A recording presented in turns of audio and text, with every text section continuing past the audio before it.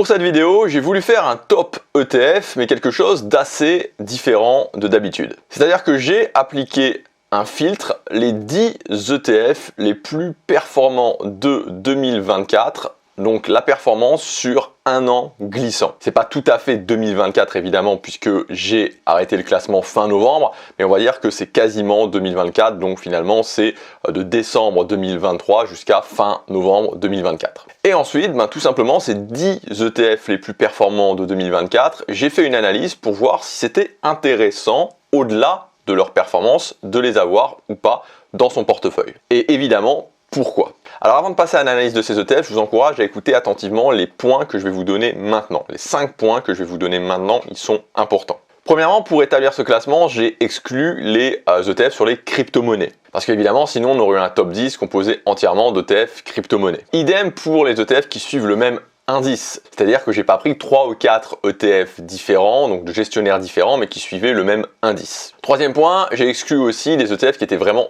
trop exotiques. De toute façon, c'est pas intéressant à voir, et en plus, vu leur encours très faible, c'est un petit peu exclu automatiquement. Donc comme je vous l'ai dit, le classement est établi au jour de la vidéo, c'est une performance sur un an glissant, donc si vous regardez la vidéo 1, 2, 3, 4 semaines après, évidemment, ça change au fur et à mesure. Et enfin, le cinquième et dernier point que je voulais vous donner, peut-être le point le plus important, le point le plus essentiel, c'est que évidemment, on ne monte pas une stratégie passive ETF sur un seul critère, particulièrement sur la performance. Donc, je ne vous encourage pas du tout à monter un portefeuille sur ce seul critère de la performance en sélectionnant les ETF les plus performants. Ici, cette vidéo, c'est plus une espèce de test en se disant, de test d'analyse en se disant, finalement, si je prends sur un an glissant les 10 ETF les plus performants de 2024, en appliquant ce filtre avec les éléments que je viens de vous donner, qu'est-ce qu'il en ressort? Est-ce que c'est des ETF intéressants ou est-ce que c'est pas du tout des ETF intéressants? Alors comme d'habitude, je vous ai préparé un grand fichier bonus récapitulatif. Dans ce fichier bonus, vous aurez le top 10 des ETF les plus performants de 2024 avec tous les données concernant ces ETF, le code ISIN pour les retrouver, la performance, la volatilité, etc. Vous aurez aussi le point essentiel d'analyse pour savoir si c'est intéressant ou pas de les avoir et pourquoi. Et vous aurez un graphique récapitulatif qui montre la performance de ces 10 ETF sur un an glissant. Dernière chose avant de commencer la vidéo, restez bien jusqu'à la fin de la vidéo puisque à la fin de la vidéo, on verra un élément d'analyse global important qui relie tous les ETF entre eux si vous souhaitez les intégrer à votre stratégie. Donc restez bien jusqu'à la fin de la vidéo. On va commencer ce top 10 ETF et on commence par l'ETF numéro 10, le SPDR MSCI USA Small Cap Value Weighted. Donc il suit, comme son nom l'indique, les petites capitalisations américaines et cherche à répliquer leur performance en surpondérant les actions sous-valorisées. Donc cet ETF, évidemment, il est concentré sur les États-Unis, mais il offre quand même une large diversification sectorielle qui permet de réduire le risque lié à un secteur spécifique. Investir sur les small cap permet aussi une diversification pertinente par rapport au large cap, car comme on peut le voir sur ce graphique comparatif avec un ETF qui suit le MSCI USA classique, donc large cap, une décorrélation partielle entre small cap et large cap. J'ai affiché le graphique sur 3 ans pour plus de lisibilité, mais c'est valable quelle que soit la période. Au niveau des performances de cet ETF, donc la performance que je répéterai à chaque fois sur un an glissant, c'est 42,84%.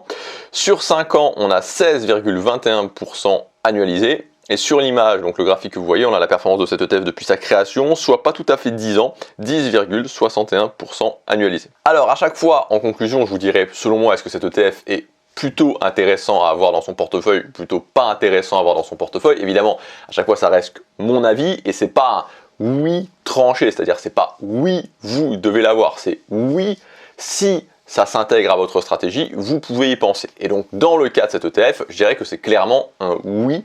Clairement, c'est un ETF qui est intéressant à avoir dans son portefeuille s'il s'intègre à votre stratégie. Déjà, on l'a vu pour la diversification sectorielle de votre portefeuille et la décorrélation aussi, la diversification avec les indices large cap. De plus, contrairement aux indices pondérés par la capitalisation boursière, cet ETF privilégie les actions en fonction de leurs fondamentaux de valeur, ce qui favorise plutôt les actions sous-évaluées. Il y a beaucoup moins d'actions surévaluées avec cette approche. À noter également que les actions de valeur dominent dans les secteurs cycliques, l'industrie ou la finance par exemple, secteur où les investisseurs se repositionnent largement pendant les périodes de reprise économique.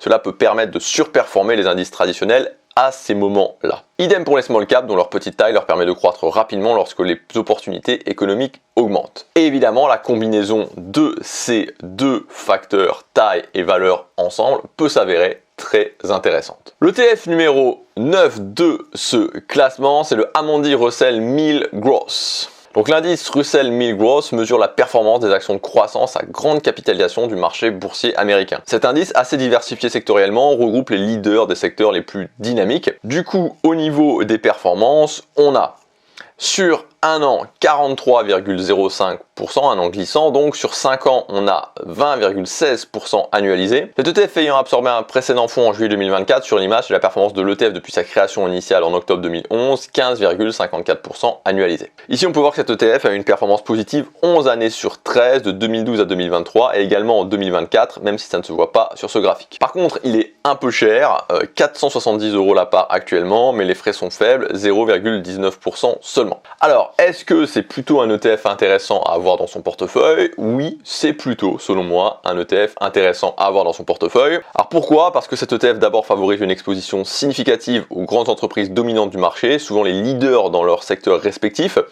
Il offre aussi une meilleure stabilité grâce à la taille des entreprises qu'il contient, bien que évidemment il y ait un biais vers les sociétés les plus performantes. A noter que les actions de croissance ou growth désignent des entreprises avec un fort potentiel d'expansion qui tirent une grande partie de leur valeur de leurs bénéfices futurs. Donc historiquement, elles surperforment plutôt dans un contexte de taux d'intérêt bas. En revanche, en période de hausse de taux d'intérêt, comme les coûts de financement augmentent, leurs investissements sont moins rentables. On a vu le cas par exemple en 2022 où les hausses agressives des taux des banques centrales ont pénalisé les valeurs technologiques. C'est un ETF intéressant pour pouvoir capturer les performances des entreprises à forte innovation et à forte rentabilité future. Mais attention, évidemment, en période de grande incertitude économique, comme par exemple ça a été le cas en 2008, cet ETF peut aussi sous-performer. Tout simplement parce que les investisseurs vont se tourner plutôt vers des actifs défensifs ou des actions de rendement qui génèrent des revenus plus stables et surtout immédiat. ETF numéro 8 de ce classement, c'est le Xtrackers Artificial Intelligence and Big Data. Donc il suit l'indice Nasdaq Global Artificial Intelligence and Big Data, donc qui est conçu pour suivre les performances d'entreprises mondiales impliquées dans les secteurs de l'intelligence artificielle et du Big Data.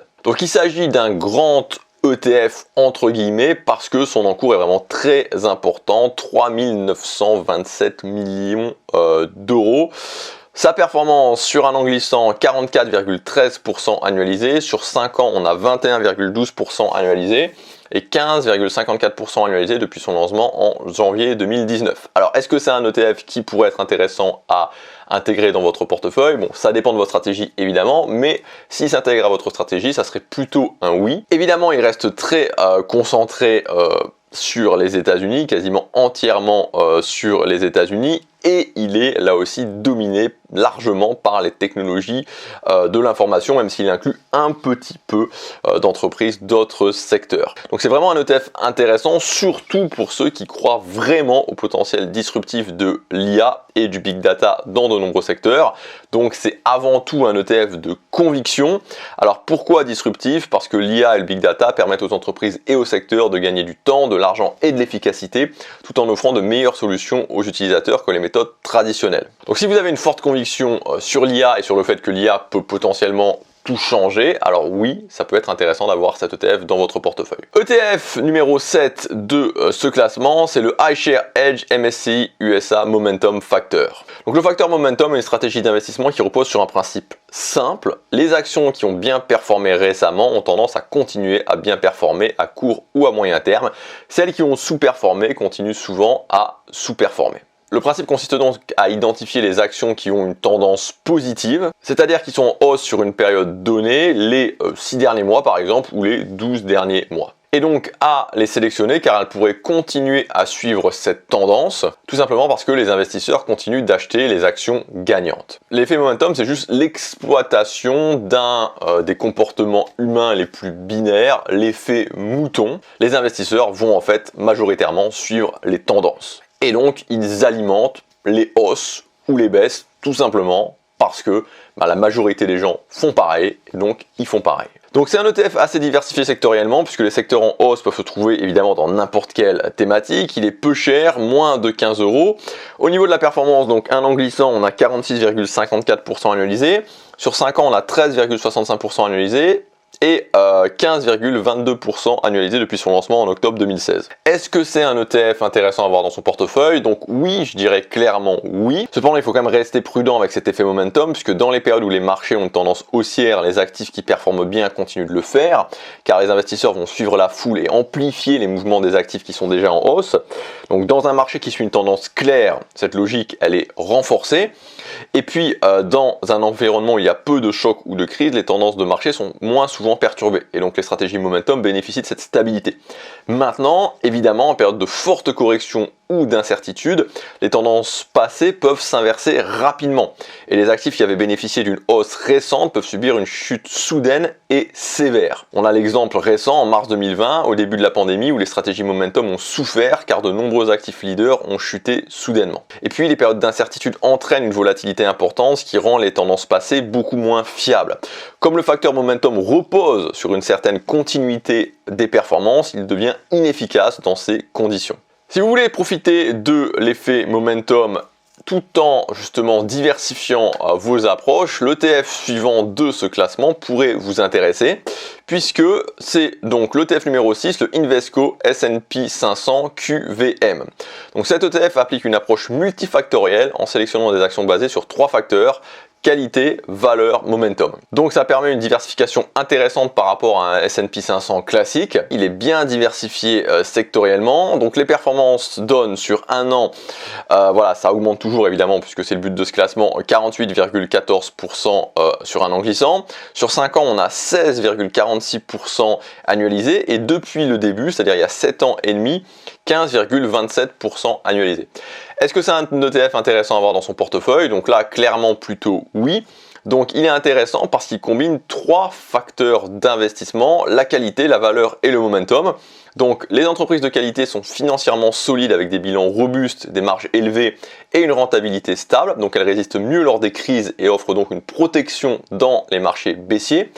Les entreprises de valeur, elles, sont en général sous-évaluées par rapport à leurs fondamentaux, donc elles surperforment souvent lors des reprises économiques.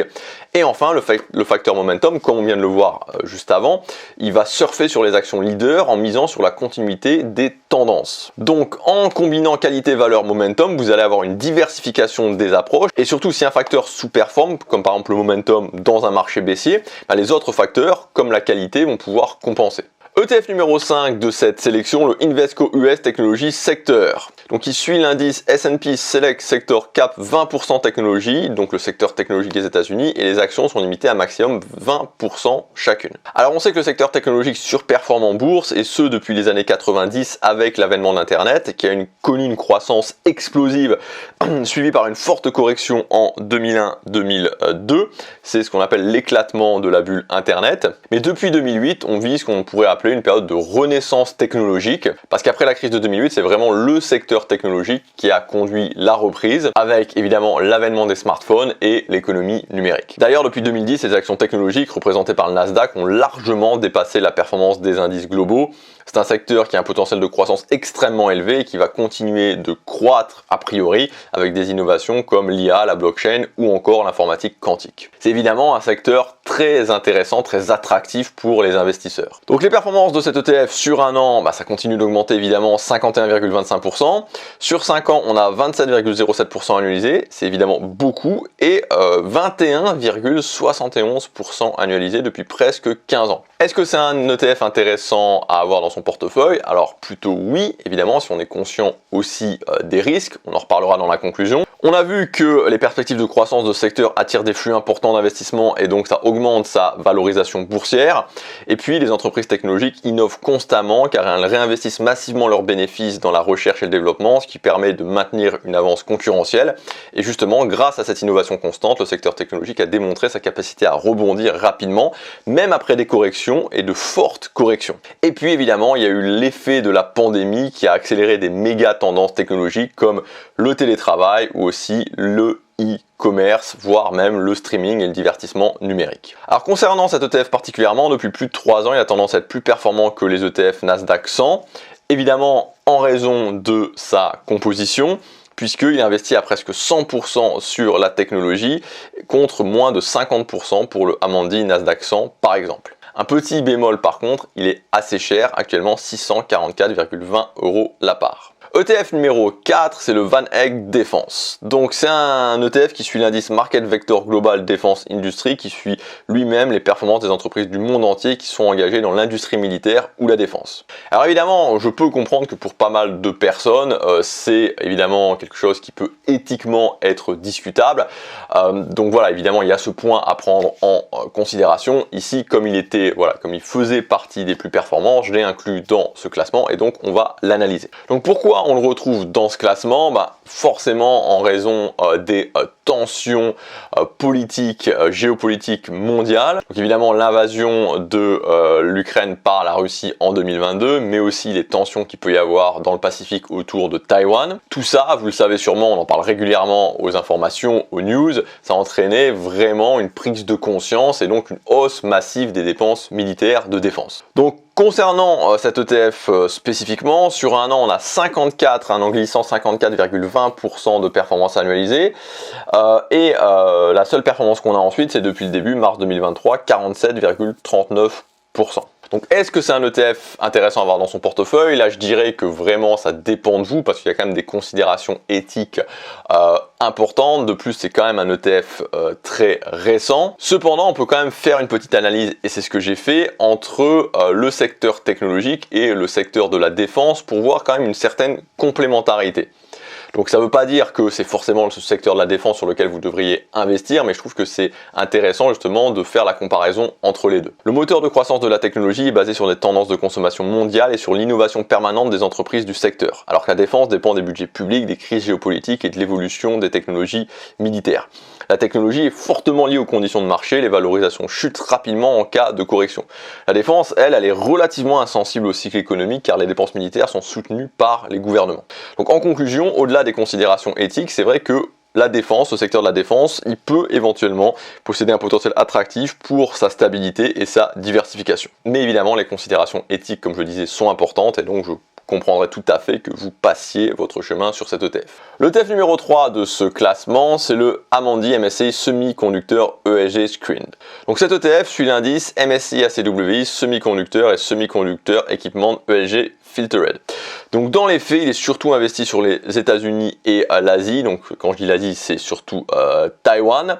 En revanche, sectoriellement, évidemment, c'est 100% technologique, ce qui est logique car les semi-conducteurs sont la colonne vertébrale du secteur technologique. Donc en termes de performance, on arrive dans le top 3. Donc on est sur du 71,96% annualisé sur un an glissant. Sur 5 ans, on est sur 26,35% annualisé. Mais justement, ce qui peut être assez intéressant entre guillemets, c'est qu'on voit que si on n'est plus sur 5 ans mais qu'on est sur 5 ans et demi seulement, on tombe à 11,59% puisque comme n'importe quel ETF technologique, il a pris de plein fouet la crise de 2022. Alors est-ce que c'est un ETF intéressant à avoir dans son portefeuille? Je dirais plutôt oui. Comme je l'ai dit précédemment, les semi-conducteurs sont au cœur de la technologie moderne. La demande mondiale de semi-conducteurs est donc en forte croissance et devrait augmenter de manière exponentielle dans les prochaines décennies en raison du développement des nouvelles technologies, car aucune technologie avancée, que ce soit les smartphones, l'intelligence artificielle, les véhicules autonomes, ne peut exister sans semi-conducteurs. En plus, dans le secteur automobile, les gouvernements poussent à fond pour les voitures électriques, ce qui évidemment augmente aussi le nombre de voitures électriques et donc la demande en semi-conducteurs. À noter quand même que c'est un secteur très cyclique, la demande de semi-conducteurs dépend de l'économie globale et des événements imprévisibles comme la pandémie de Covid-19 où les tensions géopolitiques peuvent perturber les chaînes d'approvisionnement et entraîner des pénuries critiques. On va passer à l'ETF numéro 2 de ce top 10 ETF, c'est le X-Tracker MSCI USA Bank, donc qui suit l'indice MSCI USA Bank 2035 Capped, donc qui investit sur les banques et les services financiers à partir de l'indice MSCI USA. Le poids du plus grand constituant est plafonné à 35%, le poids des autres constituants est plafonné à 20%. Alors pour les points positifs, on a un ETF bon marché, 29 €, les frais sont assez faibles, 0,12%. Par contre, l'encours n'est pas important du tout, 26 millions d'euros seulement, et surtout il est distribuant, ce qui entraîne toujours des frais en plus. Maintenant la performance sur un an glissant c'est 75,56%, mais sur 5 ans on tombe à 10,49% annualisé et 11,45% annualisé sur 6 ans. Est-ce que c'est un ETF intéressant à avoir dans son portefeuille? Donc ici clairement non. C'est vrai que depuis un an le secteur bancaire a bien performé en raison de la remontée des taux d'intérêt pour lutter contre l'inflation et donc les banques ont vu leur marge nettement augmenter. Mais malgré sa bonne performance, sur un an cet ETF est sur des rendements moyens d'environ 10%. 10% par an maximum. Et donc oui, le secteur bancaire est moins volatile que le secteur technologique, mais il est fortement impacté par les crises.